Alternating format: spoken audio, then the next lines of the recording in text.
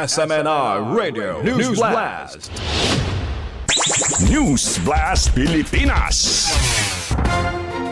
Sa atong balitang national, gipakusga ni Ombudsman Jesus Crispin Boyeng Rimulya ang kampanya batok sa systemic corruption ug mga anomalya sa flood control projects.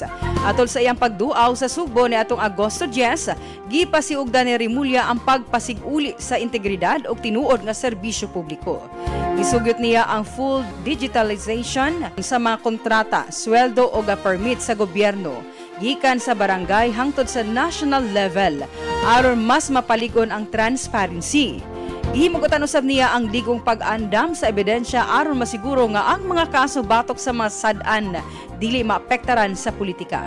Kabahin niini, gihimugutan usab ni Rimulya ang paggamit sa moderno nga teknolohiya sama sa CCTV, AI, social media ug internet aron mapaligon ang transparency ug accountability sa gobyerno.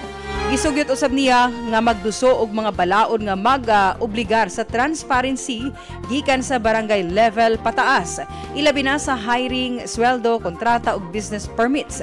Mato ni Rimulya, may nungdanon ang teknolohiya aron mapugan ang korupsyon ug masiguro ang serbisyo sa gobyerno tinuod nga alang sa katawhan. Gitandi usab niya ang Pilipinas sa Thailand nga matod niya nakalambo sa pipila ka sektor sama sa turismo tungod sa mga epektibong pamaagi ug sistema.